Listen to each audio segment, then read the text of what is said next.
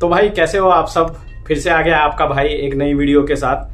And ये जो second mate होता है, सेकंड मेट जब हम पास होते हैं या आप लोग जब पास हो गए तो उसका मजा एक अलग है। उनके लिए वीडियो है जो मर्चेंट नेवी में already as a cadet sail कर रहे हैं।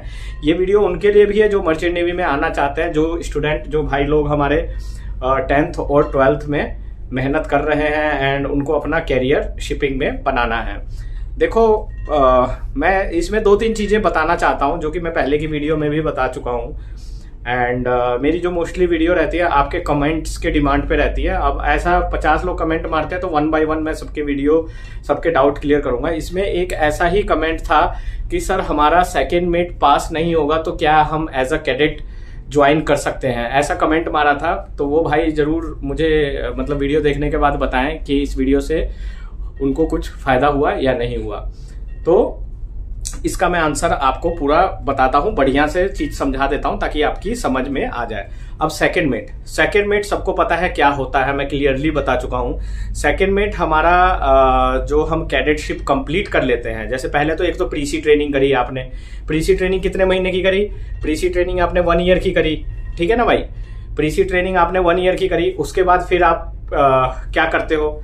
उसके बाद 18 मंथ्स आपको कैडेटशिप का टाइम फिनिश करके अब तैयारी होती है सेकंड मेट की।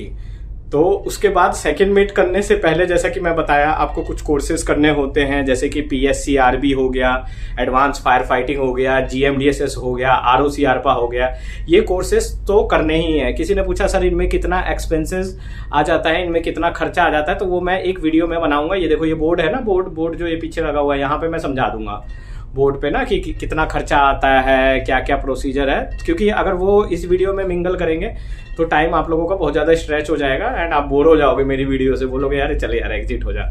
तो मैं नहीं चाहता हूँ जो वीडियो देख रहे हैं मेरे वो एग्जिट हो जाए, क्योंकि मैं चाहता हूँ कि वो कुछ नॉलेज लेके तब एग्जिट हो।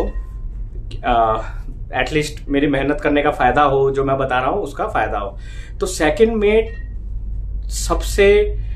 सबसे ज्यादा हमें टफ लगता है, क्योंकि हम इसका रीजन देखो क्या होता है, हमारे ऊपर मेंटल प्रेशर बहुत रहता है। हम मेंटली प्रेशर में रहते हैं क्योंकि हमने कैडेटशिप में पैसे लगा दिए, प्रीसी ट्रेनिंग में लगा दिए, उसके बाद कोर्सेज में लगा दिए और लास्ट में फिर सेकंड मेट में लगा रहे हैं। तो बस एक ही उम्मीद रहती है कि भाई जल्दी से सेकंड मेट क्लियर हो जाए एंड उसके बाद मैं एटलीस्ट सेटल हो जाऊं। बिल्कुल आपका जवाब, बिल्कुल आपका सवाल भी सही है। एंड रही बात फेल की, तो ये चीज मैं क्लियर कर देता हूं।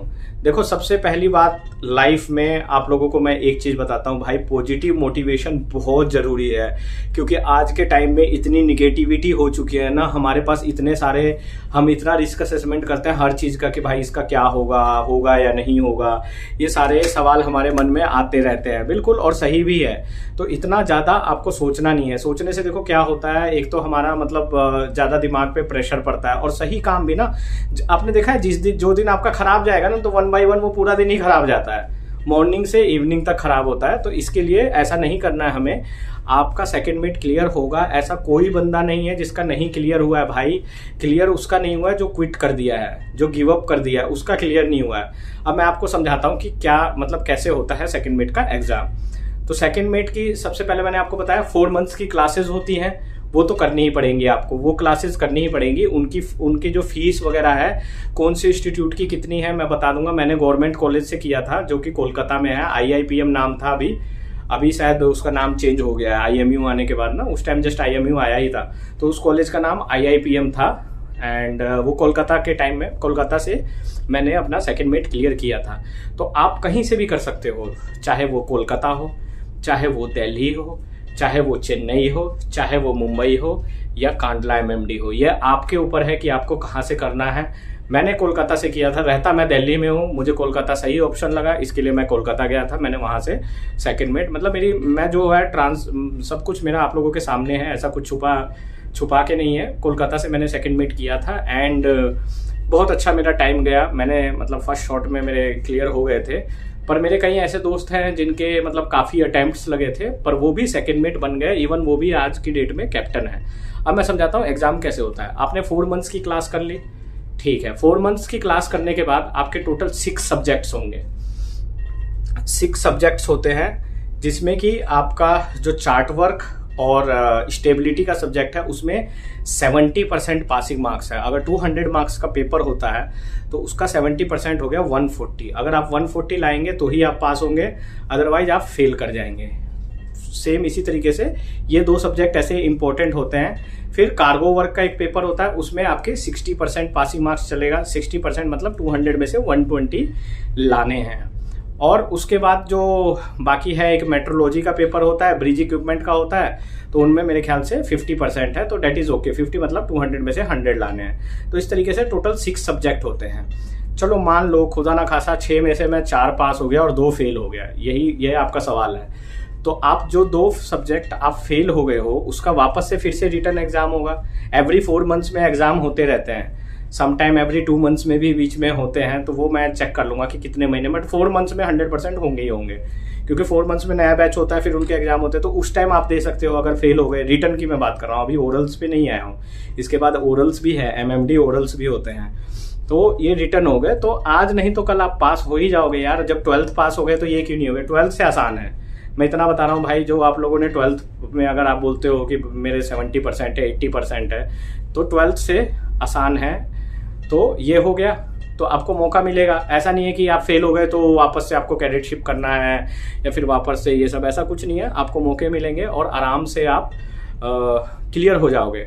अब रही बात ओरल्स की, ओरल्स में आपके 3 फंक्शंस होते हैं, फंक्शन 1, फंक्शन 2, फंक्शन 3। फंक्शन 1 जो होता है वो नेविगेशन से रिलेटेड होता है। नेविगेशन सबको मालूम है, मैं बता चुका हूँ कई बार कि भाई नेविगेशन क्या होता है। नेविगेशन में आपके रूल ऑफ द रोड्स ये सब पूछे जाएंगे आपसे। ROR आप अच्छे से कर लेना। ROR के रूल्स हैं, उन्हीं की वर्डिंग्स में बताना, अपनी वर्डिंग्स में मत बताओ। और बहुत आसान है, 41 रूल्स है, आप आराम से कर सकते हो। 4 एनेक्सेस है, उसको समझ लो। अंडरस्टैंडिंग आपकी अच्छी होनी चाहिए एंड बहुत अच्छा है।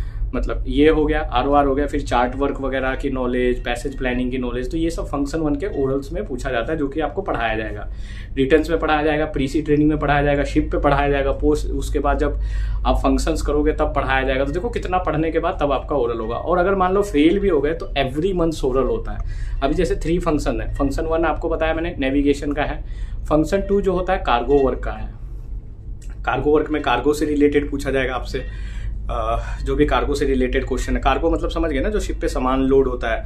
मैं बहुत आसान सी भाषा में, क्योंकि हमारे बहुत से ऐसे भाई बंधु हैं जो अभी तक शिपिंग में नहीं आए, पर जो शिपिंग में हैं, जो लड़के लोग, बच्चे लोग सेकंड मेट कर रहे हैं, प्रीसी ट्रेनिंग कर रहे हैं, उनके लिए भी ये वीडियो है, तो वो लोग भी ध्यान से देख लें। तो दूसरा होता है कार्गो वर्क। कार्गो वर्क के आप पढ़ लो।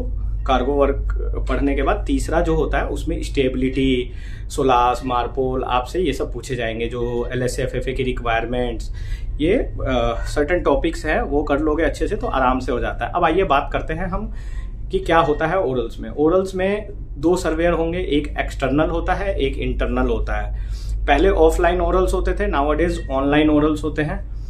फिर भी इसमें भी ऑनलाइन ओरल्स में भी आपके 2 सर्वेयर होंगे, एक एक्सटर्नल होगा और एक इंटरनल होगा। अब एक्सटर्नल और इंटरनल क्या है? एक्सटर्नल तो जैसे कोई बाहर से सर्वेयर आया किसी, मान लो मैंने सपोज दैट कोलकाता MMD से मैं एग्जाम दे रहा हूँ सेकंड मेट का, तो कोलकाता MMD का कोई इंटरनल सर्वेयर होगा जो MMD में बैठता है। पर एक्सटर्नल कहीं से भी हो सकता है, ऑनलाइन है, वो कनेक्ट हो जाता है। फिर आपको एक्सटर्नल ओरल्स लेंगे और बीच बीच में इंटरनल आपको जज करेंगे। फाइनल रिजल्ट आपको इंटरनल देते हैं, एक्सटर्नल पास करेंगे, उसके बाद इंटरनल पे डिपेंड है, वो क्वेश्चंस पूछेंगे, उनको भी सेटिस्फेक्शन करना होगा तो आप पास होंगे। अब 3 फंक्शंस हैं, फंक्शन 1, फंक्शन 2, फंक्शन 3। मान लो मैं सेकेंड मेट में फंक्शन 2 में पास हो गया, तो फिर बच गए कौन से? Function 1 and 3। फिर जब आप दोबारा अप्लाई करोगे तो आपको फंक्शन 1 एंड 3 का ही देना होगा, फंक्शन 2 की जरूरत नहीं है। फंक्शन 2 के सवाल आपसे नहीं पूछे जाएंगे। इसी तरीके से अगर मान लो फिर से फंक्शन 1 पास हो गए तो सिर्फ फंक्शन 3 का देना होगा, और तीनों पास हो गए तो भाई बल्ले बल्ले, फिर तो किसी का नहीं देना है। तो आराम से हो ही जाता है, 1 अटेम्प्ट नहीं, 2 अटेम्प्ट नहीं, 4 अटेम्प्ट में हो ही जाता है, और करने वाले 1 अटेम्प्ट में भी कर लेते हैं। तो ये आपको होप नहीं खोनी है, 4 नहीं तो 5 अटेम्प्ट में, बस आपको मेहनत करना है।